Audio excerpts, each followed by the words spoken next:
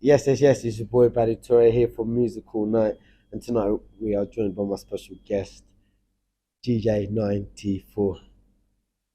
Pleasure. Glad to be here, man. Mate, thank Buzzing. thank you so much for coming down. No, no worries. Um, you're going to be playing here. I believe it's the first networking and Yes, showcasing this is event. my first networking event. Yeah, looking Ye- forward to it. So I think you played with us before, isn't it? I think it was The for Halloween. Halloween No? night. Yeah, yeah, Yeah, Halloween Halloween night. night. Yeah, man. Yeah, So which was how good. was that? Mate, do you know what? It was my first like proper gig, and then my first one I've done in probably like 5 or 6 years, and I thoroughly enjoyed every minute of it. It was yeah, it was special to be back behind the decks and giving it some large, and I just had great fun. And like for me, do you know what I mean? It's all about having the good fun, bringing the UKG vibes as well Yeah, to man. Brighton, which is always yeah, just good fun, mate. So what made you choose UKG? Do you know what? When I was growing up, I think there was two genres which stood out to me growing up. One of them was drum and bass. The other was UK garage, and they've stuck with me, throughout my life. Ask anyone that knows me personally, mate. They'll always tell you that it's either UKG or drum and bass. Um, and yeah, I tried dabbling with other bits of music production, which didn't really work for me. Um, and then I just came back to UK Garage, and I was like, this is sort of where I want to be. I had a few song ideas in my head, and they just clicked instantly. No writer's block, no nothing. And I was like, I think this is the path that Yeah. I need to be on, and the path that I'm going to follow. So yeah, I've just stuck to it, mate, and it's been going really well so far. But probably 2 years deep into this alias and this Yeah. project, and yeah, everything's been cushy so far. So yeah, hopefully there'll be more gigs to come with. So how did you come across the name DJ 94? Well, it was a weird one. I spent quite a lot of time trying to find my alias to go by. Picked a few names which didn't really work. What But names? Like what names? so, mate, I think at one point I was 99 because I named myself after Brooklyn Nine-Nine, the TV show, because I really like that. Um, what else did I go by? I think Crash, after like Crash Bandicoot was another one, mate. All these random names which were it just didn't really stick. But a lot of my mates, because obviously I'm called Tyler, they abbreviate my name to T, and I was born in the year 1994, so I decided to switch it and turn it into 94. Um, and yeah, it just sort of rolled off the tongue. And my logo as soon as I had the name in my head, I already knew what my logo was going to be, and I had it all pictured. And yeah, just haven't looked back since, mate. It's just stuck. Um, and it's one of those names. Once I got this name as well, I knew it was the name for me as well.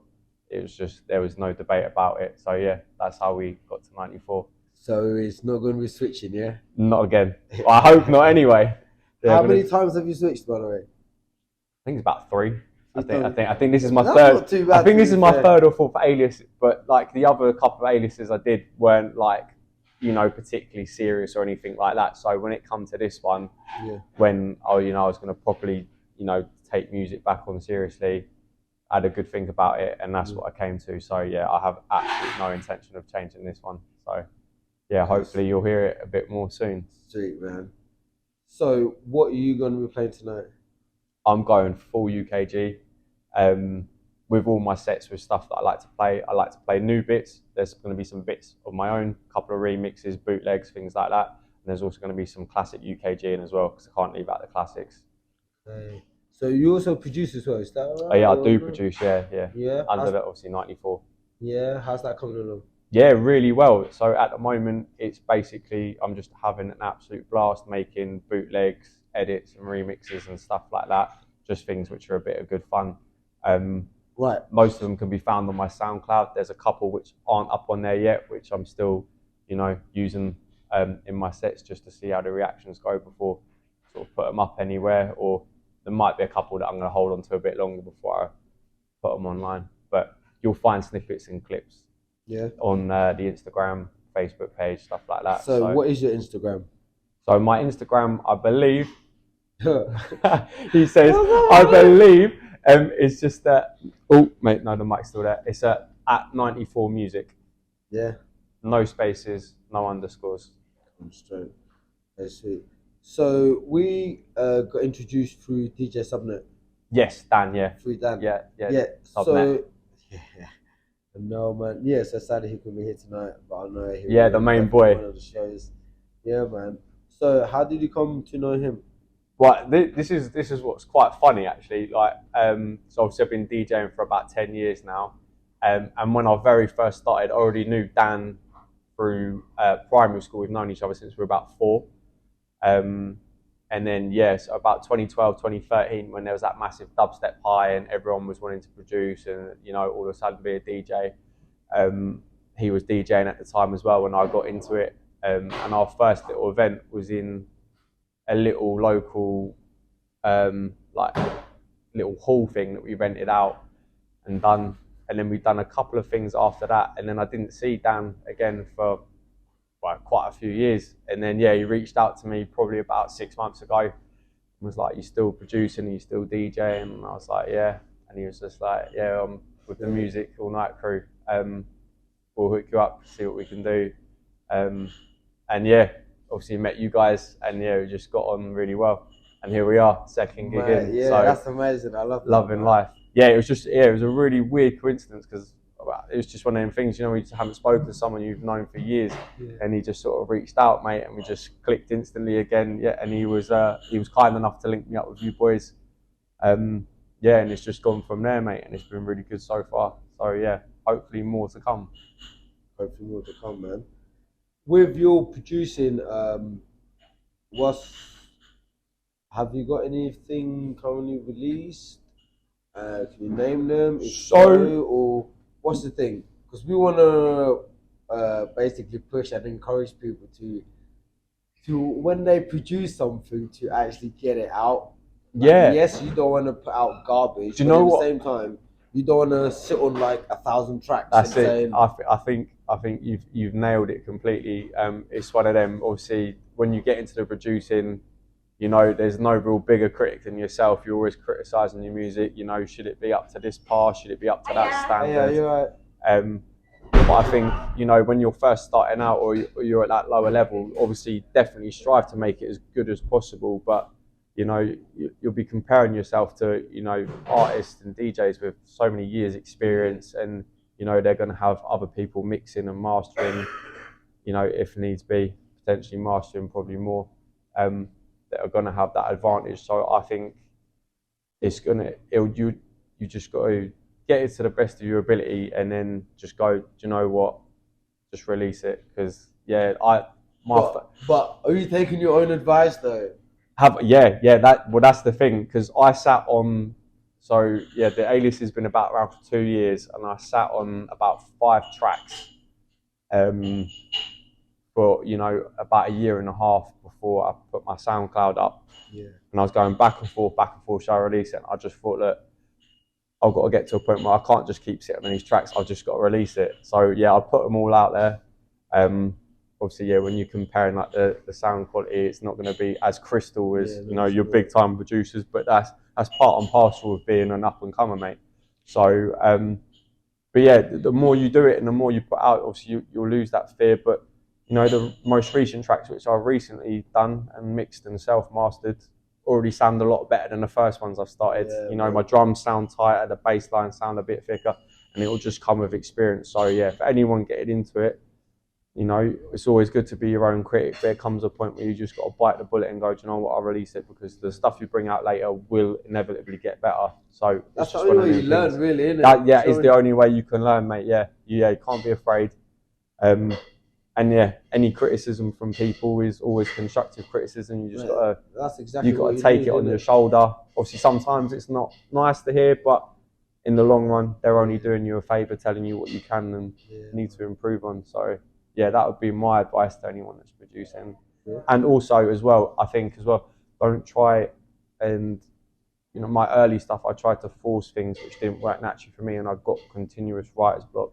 So do stuff which comes sort of naturally to you, even if you think it's a bit different from anyone else or isn't like the mainstream sound of what a lot of people are doing. Just do your own thing, because as well, it's your authentic code. That's you. You don't want to be the same as everyone else. Exactly. So yeah, for me, my writer's block's kind of gone now, because I'm just, there's bound to be a lot of people that won't like what I'm putting out, but I like what I'm doing, so I'm running with it, and there will be that some do like it. So yeah, just go with it and follow your gut instinct is what I say, and then just stick true to it, 100%. I love that so much. Like, and I hope that you take your own advice and we take some I hope I advice. take my own advice. That is so funny, man. Oh my goodness. Yeah, Mate, that'd be good, wouldn't it? well, like it's true though, man. Because like, just even for myself, like, so like I sit on so many things, and it's hard to release, but like it's not just releasing the song; it's actually just the whole package. Just is what actually goes with that, because then you got Yeah, the marketing, you got the promotion. Do you exactly. want the visual side? Then you got the That's music it. video. Do you want that? Where do you release it? How do you release it? What platform? Blah blah blah. So you actually do need to do like constant research as well. Yeah, it's one of the things. You know what? And going off my own advice, there's still plenty of things like my marketing. Me putting my songs out there, getting in the right spots, which I'm still rusty on. Do you know what I mean? But we're all new. We're all learning in We're the all game. learning, So man. it's all about helping each other, I think, and just sort of saying, look, you can maybe do that, and I can say, well, you can maybe do that, and we're all here to help, mate. So yeah, it's just one of them things. But yeah, it's gonna come to a point where you just got to go. I've got to do it, because there's no point sitting on it, because if no one can hear it, no one can enjoy it. So yeah, stick to your guns and go for it, I'd say. Sweet, man. So, is there anything that you want to promote or anything? You want to At the plug or moment, just I say? think there will be some stuff very soon. So like I said, I've done a couple of new bootlegs. I did a bootleg remix of Beazle Dub by God, I can't even think of his name now. Awful. Oh my god.